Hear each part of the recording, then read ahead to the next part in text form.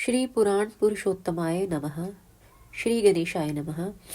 श्री शिव महापुराण विद्वेश्वर संहिता।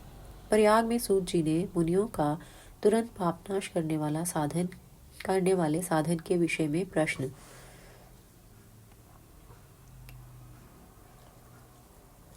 जो आदि और अंत में तथा मध्य में भी नित्य मंगलमय हैं, जिनकी समानता अथवा तुलना कहीं भी नहीं है, जो आत्मा के स्वरूप को प्रकाशित करने वाले देवता परमात्मा हैं, जिनके 5 मुख हैं, और जो खेल ही खेल में अनायास जगत की रचना, पालन और संहार तथा अनुग्रह एवं तिरोभाव रूप 5 प्रबल कर्म करते रहते हैं, उन सर्वश्रेष्ठ अजर अमर ईश्वर अंबिकापति भगवान शंकर का मैं मन ही मन चिंतन करता हूँ।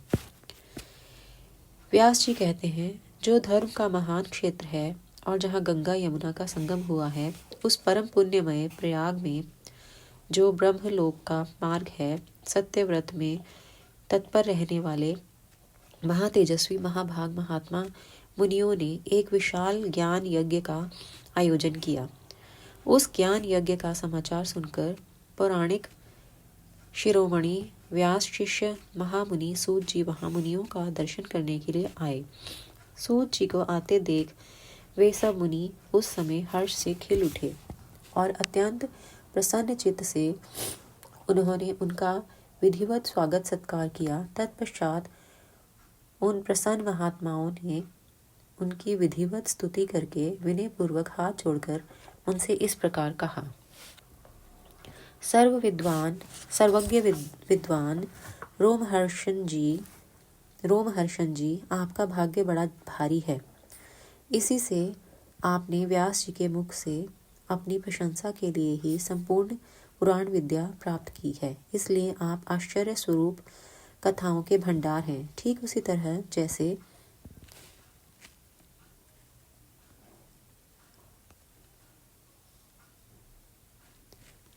जैसे रत्नाकर समुद्र बड़े बड़े सारभूत रत्नों का आगार है। तीनों लोकों में भूत, वर्तमान और भविष्य तथा और भी जो कोई वस्तु है, वह आपसे अज्ञात नहीं है। आप हमारे सौभाग्य से इस यज्ञ का दर्शन करने के लिए यहाँ पधार गए हैं और इसी व्याज से हमारा कुछ कल्याण करने वाले हैं, क्योंकि आपका आगमन निरर्थक नहीं हो सकता।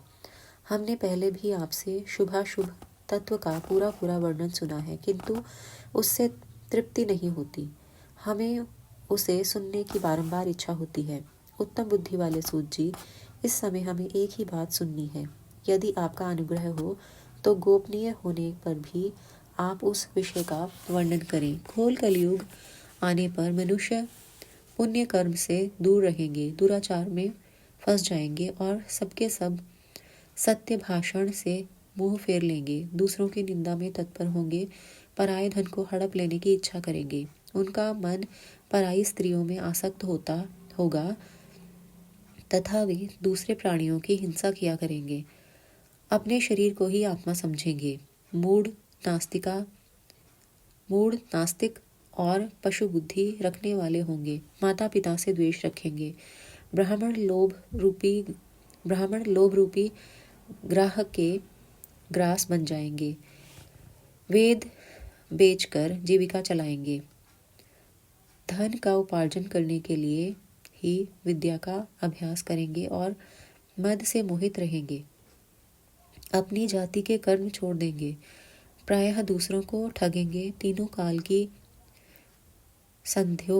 संध्योपासना से दूर रहेंगे और ब्रह्म ज्ञान से शून्य होंगे। समस्त क्षत्रिय भी स्वधर्म का त्याग करने वाले होंगे। कुसंगी, पापी और व्यभिचारी होंगे। उनमें शौर्य का अभाव होगा। वे कुत्सित चौर्य कर्म से जीविका चलाएंगे। शूद्रों का सा बर्ताव करेंगे और उनका चित्त काम का किंकर बना रहेगा। वैश्य संस्कार भ्रष्ट, स्वधर्म त्यागी, कुमार्गी, धनोपार्जन परायण तथा नाप तौल में अपनी कुत्सित वृत्ति का परिचय देने वाले होंगे। इसी तरह शूद्र ब्राह्मणों के आचार में तत्पर होंगे उनकी आकृति उज्जवल होगी, अर्थात वे अपना कर्म धर्म छोड़कर उज्जवल वेशभूषा से आभूषित हो व्यर्थ घूमेंगे। वे स्वभावतः ही अपने धर्म का त्याग करने वाले होंगे। उनके विचार धर्म के प्रतिकूल होंगे। वे कुटिल और द्विज निंदक होंगे। यदि धनी हुए तो कुकर्म में लग जाएंगे, विद्वान हुए तो वाद विवाद करने वाले होंगे। अपने को कुलीन मानकर चारों वर्णों के साथ वैवाहिक संबंध स्थापित करेंगे। समस्त वर्णों को अपने संपर्क से भ्रष्ट करेंगे। वे लोग अपनी अधिकार सीमा से बाहर जाकर द्विजोचित सत्कर्मों का अनुष्ठान करने वाले होंगे। कलयुग की स्त्रियां प्रायः सदाचार से भ्रष्ट और पति का अपमान करने वाली होंगी। सास ससुर से द्रोह करेंगी, किसी से भय नहीं मानेंगी, मलिन भोजन करेंगी, कुत्सित हाव भाव में तत्पर रहेंगी। उनका शील स्वभाव बहुत बुरा होगा और वे अपने पति की सेवा से सदा ही विमुख रहेंगी। सूत जी, इस तरह जिनकी बुद्धि नष्ट हो गई है, जिन्होंने अपने धर्म का त्याग कर दिया है, ऐसे लोगों को इहलोक और परलोक में उत्तम गति कैसे प्राप्त होगी? इसी चिंता से हमारा मन सदा व्याकुल रहता है। परोपकार के समान दूसरा कोई धर्म नहीं है। अतः जिस छोटे से उपाय से इन सब के पापों का तत्काल नाश हो जाए, उसे इस समय कृपा पूर्वक बताइए, क्योंकि आप समस्त सिद्धांतों के ज्ञाता हैं। व्यास जी कहते हैं उन भावितात्मा मुनियों की यह बात सुनकर सूत जी मन ही मन भगवान शंकर का स्मरण करके उनसे इस प्रकार बोले। शिव पुराण का परिचय। सूत जी कहते हैं, साधु महात्माओं, आपने बहुत अच्छी बात पूछी है। आपका यह प्रश्न तीनों लोगों का हित करने वाला है। मैं गुरुदेव व्यास का स्मरण करके आप लोगों के स्नेहवश इस विषय का वर्णन करूंगा। आप आदर पूर्वक सुने।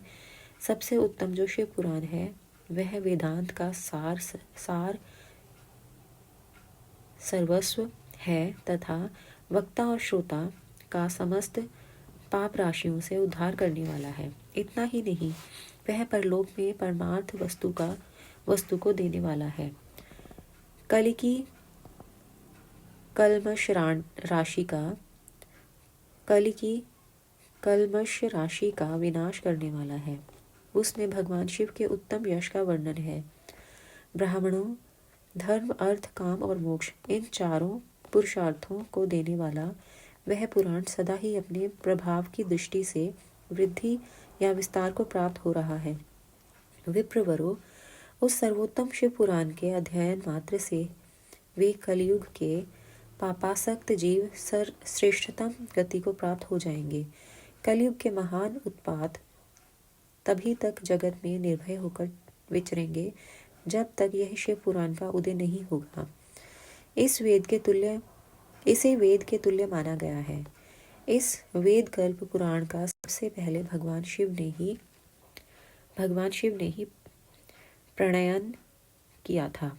विद्वेश्वर संहिता, रुद्र संहिता, विनायक संहिता, उमा संहिता, मातृ संहिता, एकादश रुद्र संहिता, कैलाश संहिता, शतरुद्र संहिता, कोटि रुद्र संहिता, सहस्त्र कोटि रुद्र संहिता, वायवीय संहिता तथा धर्म संहिता, इस प्रकार इस पुराण के 12 भेद या खंड हैं। ये 12 संहिताएं अत्यंत पुण्यमयी मानी गई हैं। ब्राह्मणों, अब मैं इनके श्लोकों की संख्या बता रहा हूँ। आप लोग वह सब आदर पूर्वक सुने। विद्वेश्वर संहिता में 10,000 श्लोक हैं।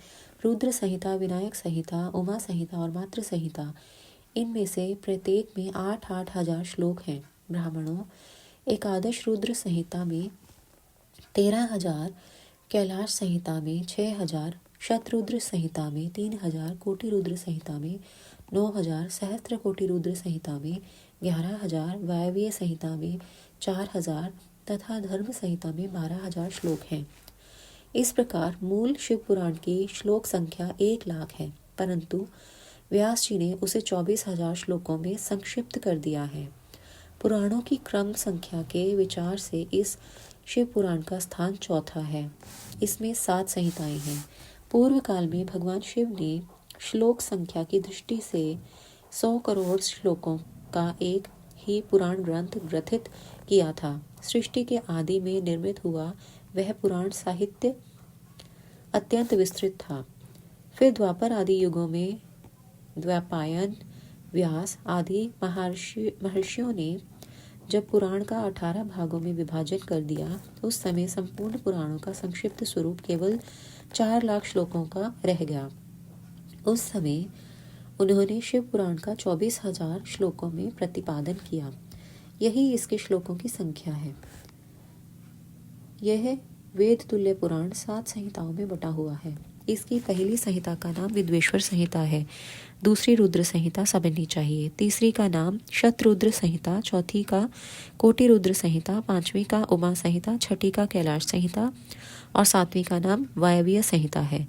इस प्रकार ये 7 संहिताएं मानी गई हैं।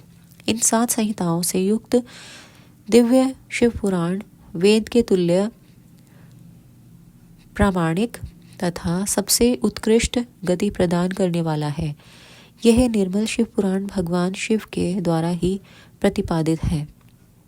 इसे शैव शिरोमणि भगवान व्यास ने संक्षेप से संकलित किया है। यह समस्त जीव समुदाय के लिए उपकारक त्रिविध तापों का नाश करने वाला, तुलना रहित एवं सत्पुरुषों को कल्याण प्रदान करने वाला है। इसमें वेदांत विज्ञानमय प्रधान तथा निष्कपट निष्काम धर्म का प्रतिपादन किया गया है। यह पुराण ईर्ष्या रहित अंतःकरण वाले विद्वानों के लिए जानने की वस्तु है। इसमें श्रेष्ठ मंत्र समूहों का संकलन है तथा धर्म, अर्थ और काम इस त्रिवर्ण की प्राप्ति के साधन का भी वर्णन है। यह उत्तम शिव पुराण समस्त पुराणों में श्रेष्ठ है। वेद वेदांत में वैद्य रूप से विलसित परम वस्तु परमात्मा का इसमें गान किया गया है।